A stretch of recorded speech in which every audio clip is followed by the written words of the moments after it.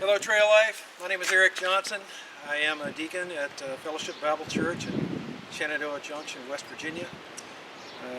I'm also an advisor for the Adventurers, and I'm also a co-chaplain for West Virginia 0356. When I'm not doing that, I'm a farmer, and I'm also a blacksmith. I've been a blacksmith for about 32 years. Actually longer than that if I think about it. I first got this bug when I was 6 years old on my granddad's farm in Gordonsville, Virginia. And he had a broken tractor one day, and he said, "Come on, boy, let's go fix it." So he took me off to the shed, and off we went, and he lit up a forge, and he made a piece to fit in the engine. And in about 2 hours, we had it up and running. We made crop. So it was a good day, and it made quite an impression on me. So from that point on in my life, I started thinking about blacksmithing and started thinking about what it was and what it is, and gee, wouldn't I like to try that one day. So before we get going, I'm going to take off my plastic stuff because it'll melt, and that wouldn't be any fun.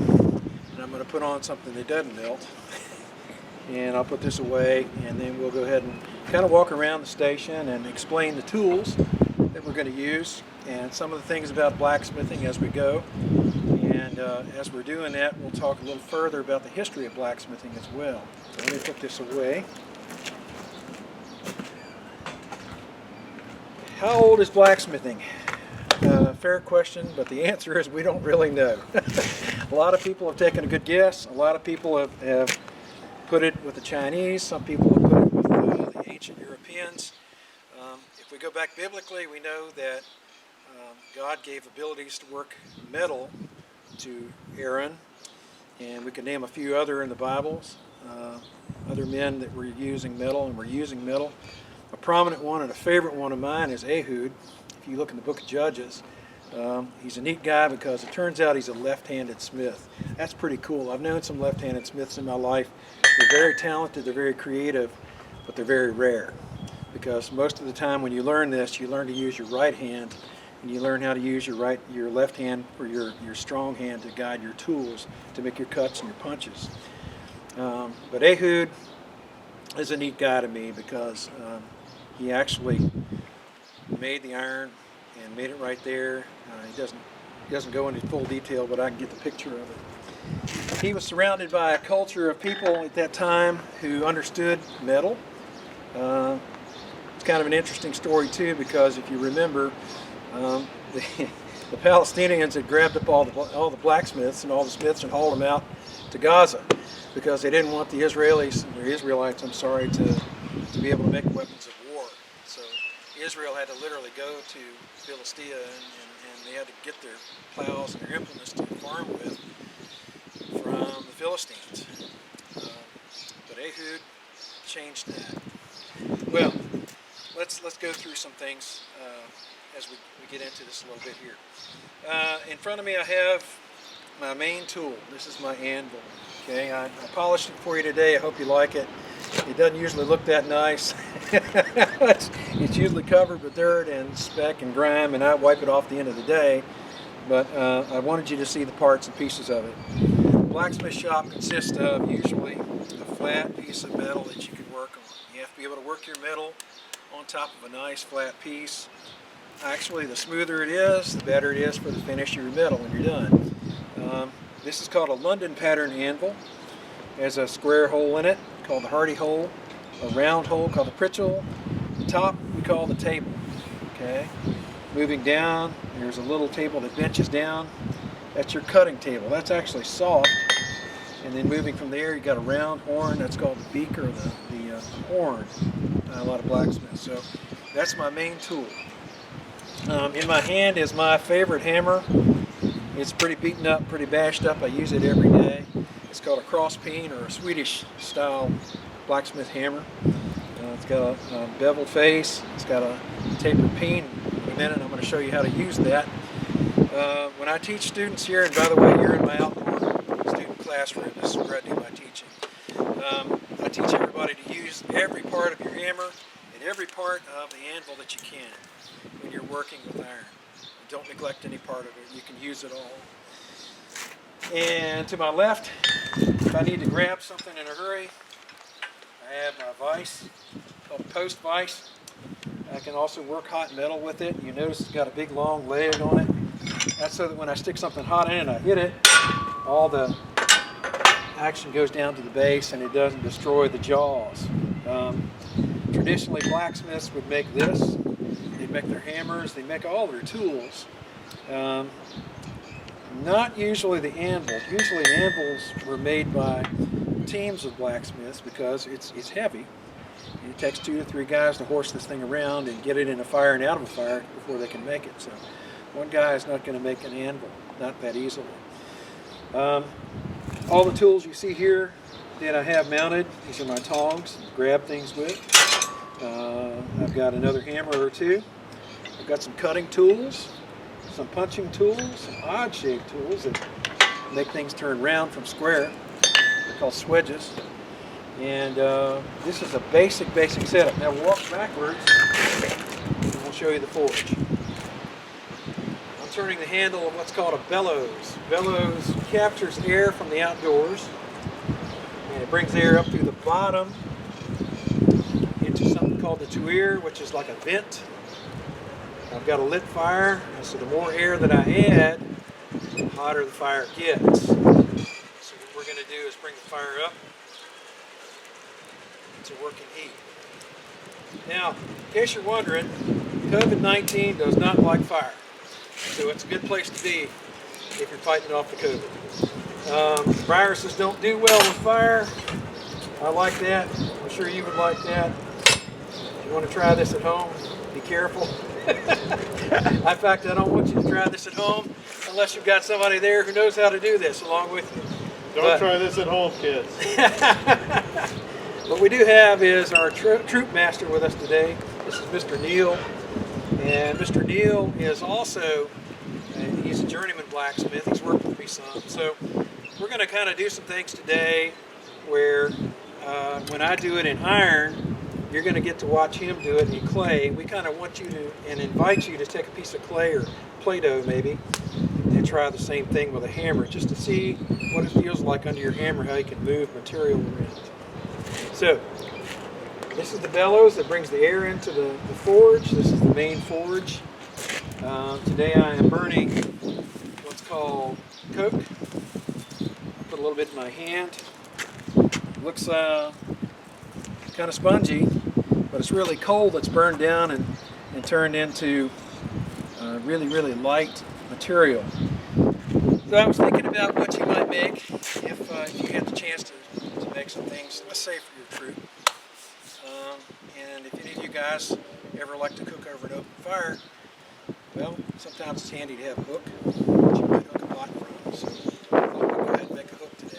So what we're using today is mild steel. It doesn't have very much carbon in it. It's about the softest steel that you can use. The original metal that blacksmiths would use was called wrought iron. It was extremely workable, very easy to make it work, very easy to bend it, very easy to weld it, not a high carbon content. Steel is an outgrowth of wrought iron. It's the wrought iron plus carbon, and you end up with something else. There are different grades of steel, some harder than others. We're not going to use blade steel today. If you would make an axe or any of those tools out of it, we're just going to use something soft so that we can show you how you can work this stuff. So I'm going to take a piece of this 3/8 round, and what I'm going to do is I'm going to do what every blacksmith has done for 3,000 years or more. Stick it in a fire. I'm going to heat it up. As you heat it, what happens is when things are heated, they expand. Molecules start dancing around. Bonds are broken chemically. You can't see that with your eye, but I can tell you that's what happens. And in metal world and blacksmithing world, we might call that a state of plastic. It isn't really plastic, it's just the term for it. Now the metal becomes soft and workable. So now we are at a black heat. That's about 800 degrees. Fahrenheit, by the way. I'm going to speak in terms of Fahrenheit. I won't do Celsius today. We're going to take it up. I'll show you what 1,000 looks like. Oop. Well, the brown tip on the end is about 1,000. The red, the cherry red, is about 1,200. Let's see if we can get it up to about 2,800 Fahrenheit. Yep. Almost there. So, Mr. Johnson, what do the colors of the mild steel depict as far as the temperature? Well, what we want to do is get this piece up to forgeability. Now, to forge, the word means forge means to move metal, change its shape. And in the old terms, if we were in medieval times, you would say we were going to smite this piece of metal. Smite means to hit it. When we hit it, we're going to make it move. So when we get to yellow, we're going to be about 2,800 Fahrenheit, which is where I want to be when I start to actually use my hammer on the anvil. And there we are. First thing I'm going to do is just what's called drawing a taper. So I'm going to lay it on the anvil. And I draw. You can see my hammer is kind of slanted and it moves this way when I do that.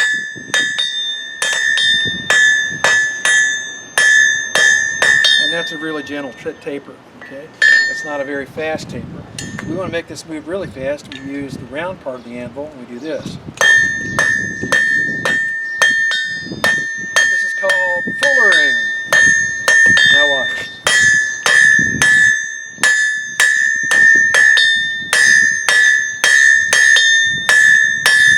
My goodness, that looks like a nail, doesn't it?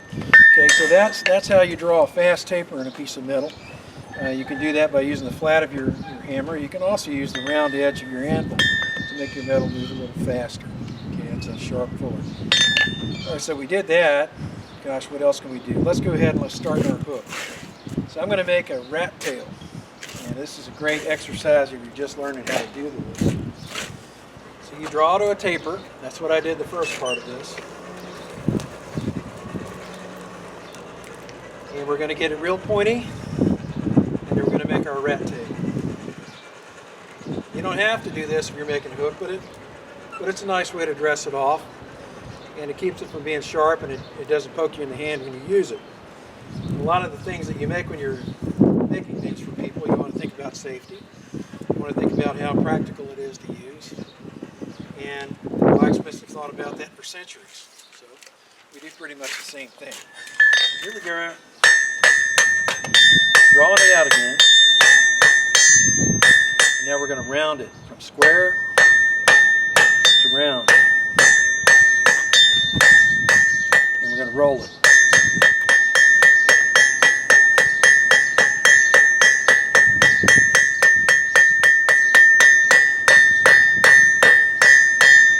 Okay, now it's round where it was square. We went from round to square, now we went back to round. And our next step is we're going to make this dance around. We're going to actually make a rat tail on it.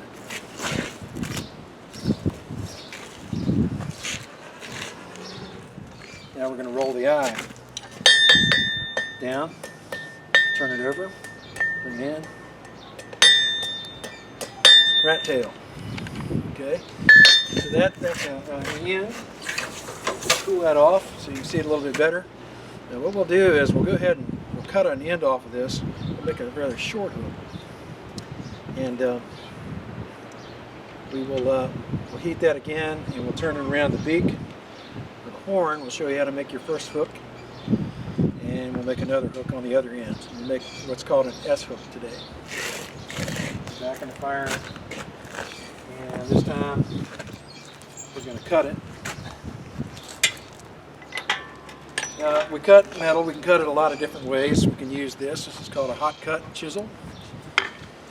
Or we can use this, which is what we're going to do. This is called a hardy. We stick our hardy in the anvil, we're ready to cut steel. Okay. Now I'm going to get a pair of tongs so that I can hold the metal when I cut it. And after we've done that, then we can finish the other end. So So let's draw another heat. Up she comes.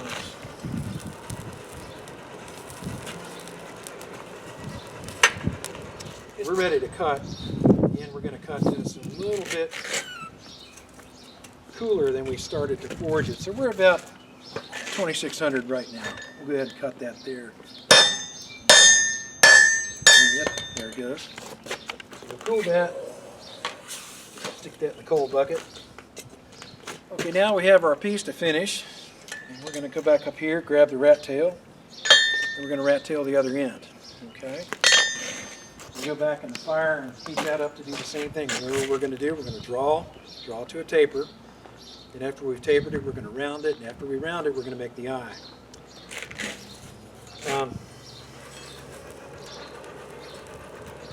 So here we are ready to go. So again, we're going to draw to a taper using the handle, like I showed you the first time. Just reducing the stock, and what did I call that? Fullering. Now we can fuller and taper.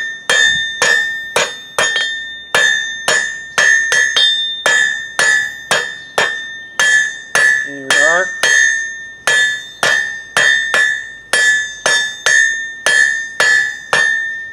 Now when you work a little closer, what I teach my students is to use each part of your hammer. I think I mentioned that. You get your power swing by going back to this portion of the handle. A good hammer handle is designed, it's not just done haphazardly. You'll notice there's a graduation. It's thicker in the back, and it gets thinner, and it starts to get thick right here in the middle. This is called the swell. And if you want a power swing, you usually reach back behind the swell, grab, and you come from your shoulder, and it's a whiplash action. You get a lot more power out of your swing if you do it like that. And what I'm going to do is some fine work, so I'm going to jump up to the swell. It'll be right here, and you'll see me do that. You'll see me actually go from here up to the swell and finish this piece out.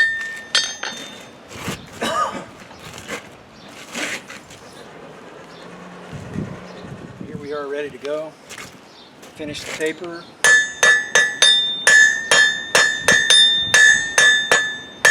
If you use that swell, you've got a lot more control.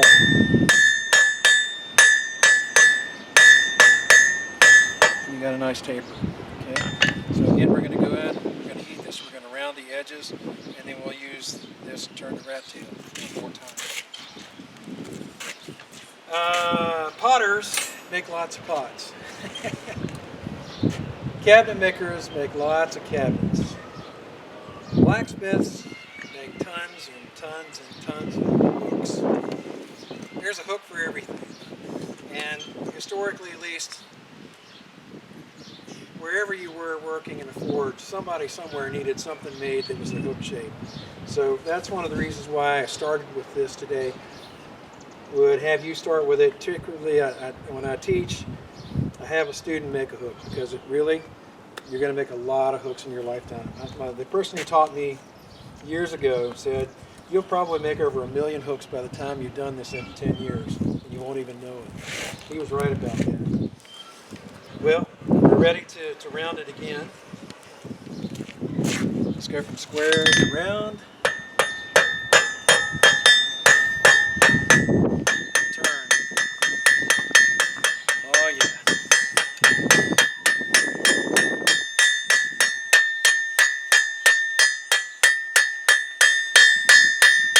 And we're there. Okay, now, so when we make an S hook, what I like to do, what I teach to do is, you see we got the eye going this way. We're going to reverse that and go the other way, and I'll show you why in a minute, because we're going to make one hook do this, the other hook's going to do this. Okay.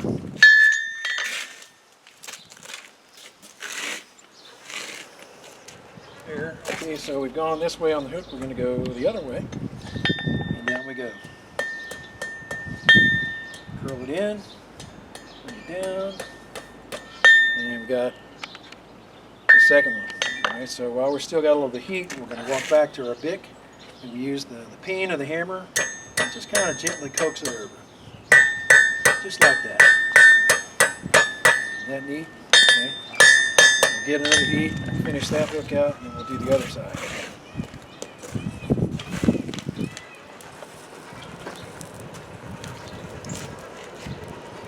Of course, when you get into this, you start making all kinds of things, and you start thinking about things you might want, you might need.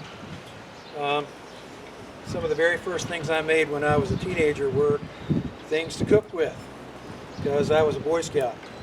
And we had a troop, and we did a lot of outdoor cooking. So we made forks, spoons, ladles, spatulas, all that kind of stuff. Cooking grates. So just think you guys can make a lot of your own tools if you wanted to, if you're actually cooking over an open fire. Alright, let's finish our hook. Now you notice I'm holding this at an angle. You see that? The reason why I'm doing that is because the horn is shaped at an angle, and if you want it to go straight, actually you want to go at an angle. Okay, you turn it over, repeat that, and it brings it back into round. This is what you want. Okay, so we're round there. Okay, that's about where I want it. Now we'll go ahead and cool that, and I'm going to heat the other part and we'll make our S.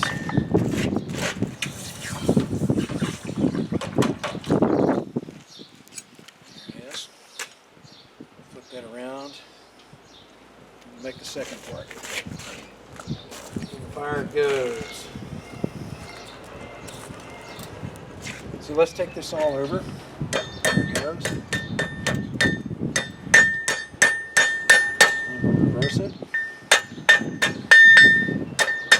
A little more bend to it.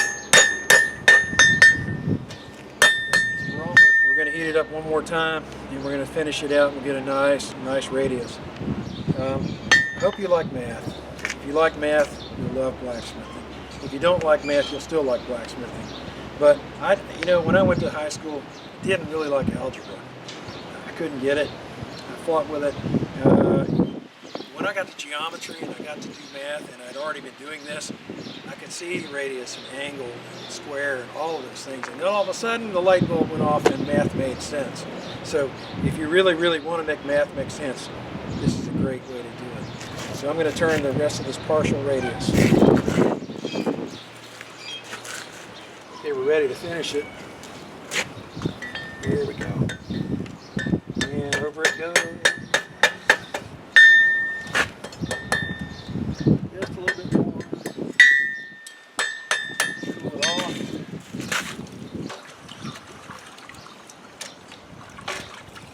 And look at that, when you go camping again, you can hang your pot on that, put a string on it, and hang it over the fire. You got your S hook. Okay, so that's just some basic blacksmithing. Some really basic things you can do.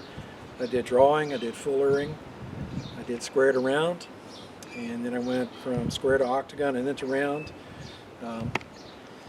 If you get into blacksmithing, one of the main principles you learn as a blacksmith is something called S, or square to octagon to round. Most of what you do will be doing that. You take your material, make it square, draw your lines. After you get your lines drawn and you establish what you want to do, then you go to octagon, round, round to octagon, and then back to round again, and you finish out your piece. So that's what I wanted to show you today, just to kind of whet your appetite about things you can do with blacksmithing.